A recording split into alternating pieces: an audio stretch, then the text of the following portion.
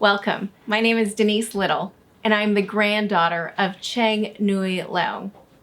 She's my mother's mother, a woman who was born in rural China in 1916. She passed away in America in 2001. But I grew up with my grandmother. I grew up with her stories. I spoke with her the first 2 decades of my life. I got to know her, and I loved her, but it never occurred to me that her life story should be the subject of a book.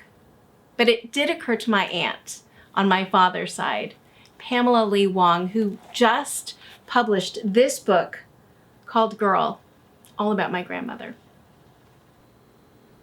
Why did you decide to write about her? I had heard stories now and then from your mom about her mother, Neuy.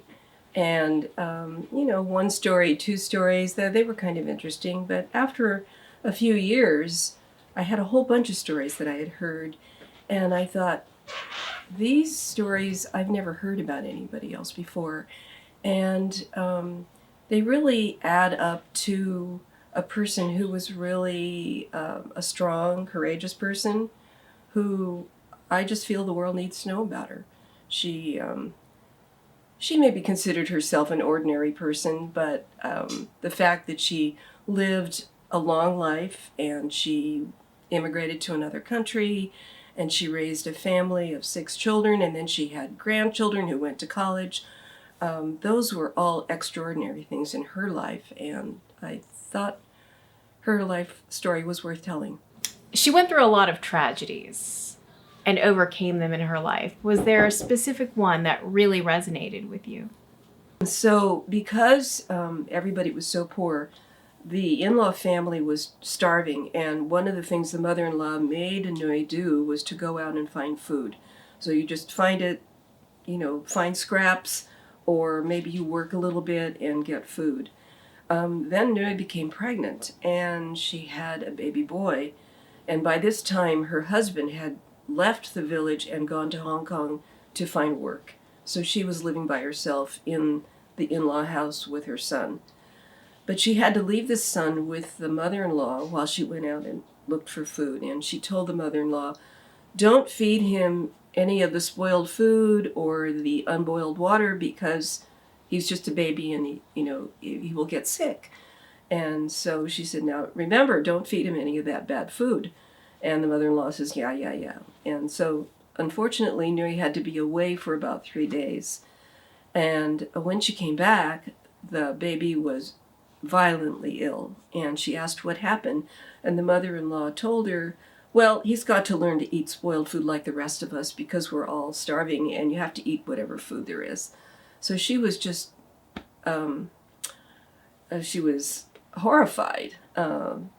So she tried to do everything she could to make him comfortable. They didn't know how to make him well. They didn't have money for medicine. And he got so sick that he had diarrhea, and it was just like probably throwing up and so forth. So the mother-in-law said, well, the only way to fix this is to bring the medicine doctor, I guess what some people might call a witch doctor, in to do a special treatment on him. And this was a treatment where they would use, I think it's moxibustion. It's some herbs that they light, and they hold it close to whatever part is sick, and sometimes they even might put it on that particular point. And so some people say, well, it's like a burning treatment. So that's what they did to the baby. And I guess the treatment was too severe, and the baby died.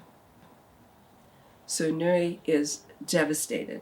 It's her first child. She's by herself in this in-law family. Her husband is away in Hong Kong. Her own family is an hour's walk away, and she's all by herself. And she probably goes a little crazy, maybe very depressed. But even though she has lost this baby, her mother-in-law is still making her go out and look for food. And she told one of the stories in that she was just wandering around not knowing where she was for a long time because she was just putting one foot in front of the other because her mother-in-law made her go out and look for food.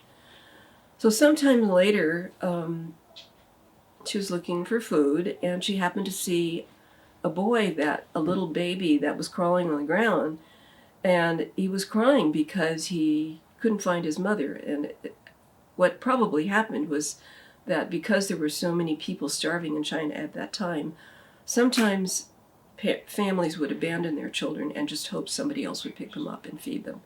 So that's what happened here. This boy was abandoned, and she said, he kind of looks like my son. You know, she picked him up to comfort him, and she just, because she was not thinking, she just started walking, and she ended up at home and came in with the baby and told her mother-in-law, look, I found my son. And the mother-in-law said, that's not your son, and that's not my blood, and you need to throw him out because we don't have enough food for us. There's this photo in the book that really struck me, and it shows my grandmother surrounded by all of her grandchildren. And here's a woman who was told that she wasn't much, and she grew up her whole life thinking that she wasn't much. But you can see the family that she was surrounded by at the end, and that ended up being her pride and joy. Thank you, Auntie Pam. You can buy the book. Send an email to pam.wong22@yahoo.com. It's $37, and that includes shipping and handling.